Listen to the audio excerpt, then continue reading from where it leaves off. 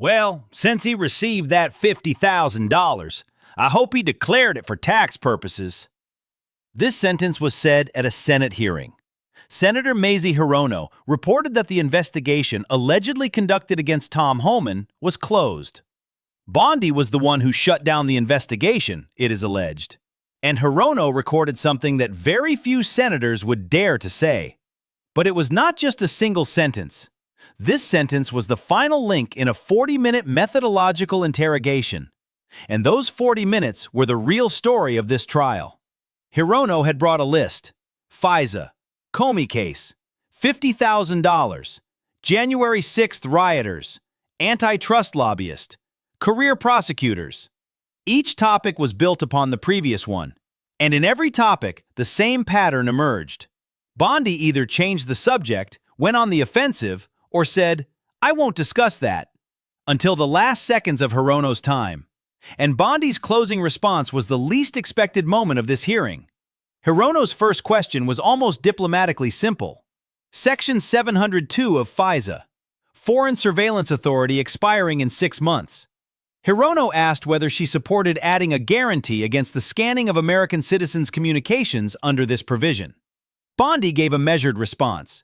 He said the ministry takes individual rights seriously, that legal reforms include guarantees, and that they would be happy to work with the senator on this matter. Hirono accepted this and continued. Looking at the tone at that moment, no one could have predicted what would come next. But he was continuing with the Hirono case. And the next topic was much more serious. Hirono laid out the timeline of the Comey case. The federal prosecutor for the Eastern District of Virginia was fired. Shortly after, President Trump shared a message in public. "So what will happen to Comey?" the message asked. And there was a name in the message: Pam. A new federal prosecutor was appointed. An indictment was issued against Comey within days. Hirono directly asked Bondi, "Were you the Pam mentioned by the president?" Bondi, "I'm sure it was me." Hirono did not hesitate. "This chronology shows me one very clear thing," she said. "The president sees the Justice Department as his personal law firm and you as his personal lawyer." This was the first direct accusation of the trial. Bondi did not object to that at the time. The chronology had been recorded. Mazie Hirono referred to a video recording and the alleged money-in-a-bag issue involving Tom Homan during the hearing. It was claimed that Homan received $50,000 from undercover FBI agents and implied assistance with government contracts. While it was stated that these allegations had previously appeared in some major news outlets, were denied by the White House, and a process conducted by the United States Department of Justice was later quietly closed. Hirono asked, "Did you approve the closing of this investigation?" Bondi made an assessment regarding the investigation. He said that a comprehensive investigation was conducted and no evidence of a crime was found. And then it took a completely different turn. He said Hirono protested in front of the White House with a group called CASA. He claimed that there were Antifa members in this group and asked, "Are you also a member of Antifa?" Hirono ignored this accusation. She returned to the topic. "The investigation is closed, so Homan must have taken that money with him. I hope he declared it in his tax return." And continued, without waiting for a response. One needs to think about how this sentence landed in that room. It was not a legal claim. It carried a factual ambiguity. The closing of the investigation does not prove that the payment was made. But Hirono made sure to get that sentence on the record. Why? Because Pam Bondi had not provided a clear justification for why the investigation was closed, and this gap remained evident during the hearing. Instead of answering Mazie Hirono's question, Bondi's focus on Hirono's personal background indicated that the same type of defense was being repeated for the second time in the session. This pattern was not coincidental. It was a consistent strategy of Bondi to target the credibility of the person questioning the subject instead of answering specific questions. Hirono continued with the list. After the convictions related to the January 6th events, she asked whether the DOJ is considering establishing a compensation fund. Bondi replied, "I have had no meetings or discussions on this matter." Hirono took it a step further.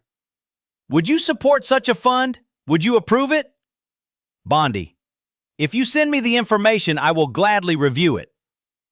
Hirono's response was brief. "This is really unbelievable." And he dropped the subject. He continued. But the main critical point was this. Hirono did not prolong the debate when she said incredible. She noted her assessment and moved on to the next topic. This was a consistent pattern for Hirono in this hearing. Note every unanswered question, move on, exhaust the list. Hirono moved on to the antitrust issue. He reported that the DOJ filed a lawsuit to block the merger of two technology companies. Then, he alleged that a lobbyist met with Bondi's political advisors. He said the career lawyers were sidelined, and the merger was approved. Then he linked the same lobbyist name to the Ticketmaster case. The DOJ had filed a separate lawsuit accusing Ticketmaster of monopolizing the concert ticket market.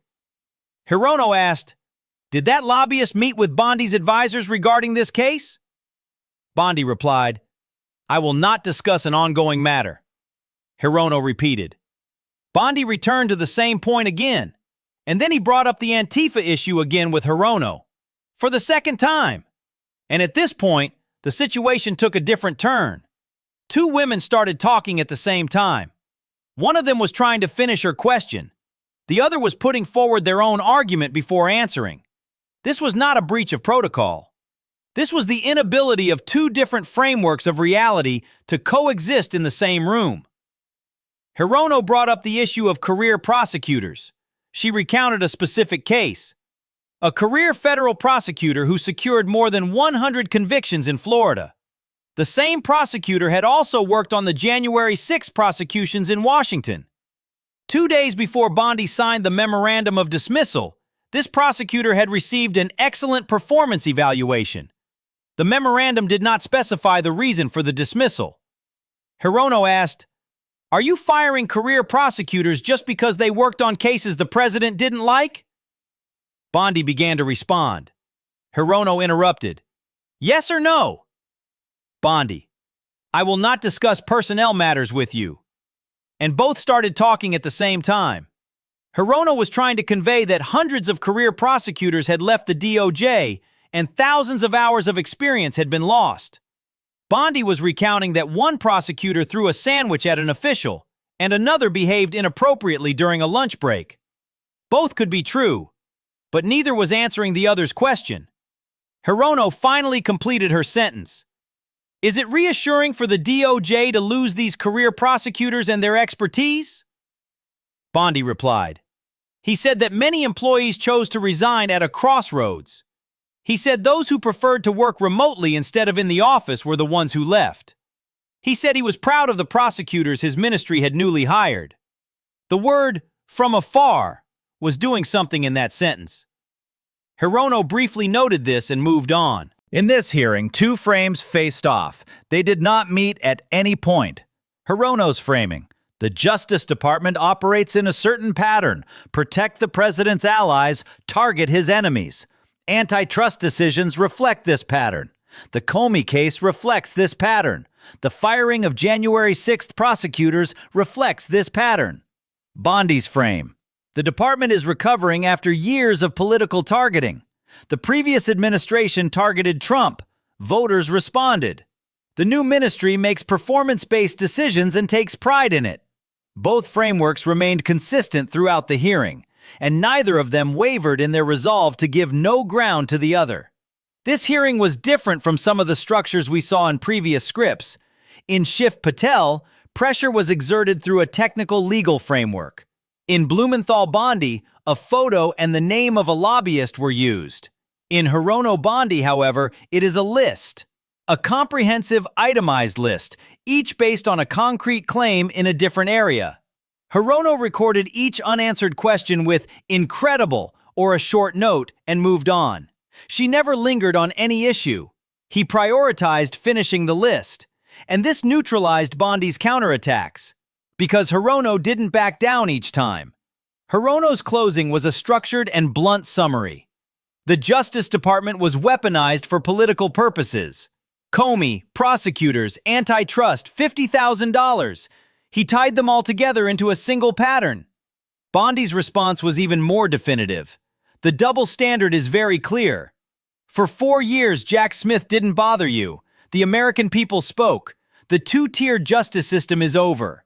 4 sentences. No qualification. No procedural language. This sentence was the final word of this trial.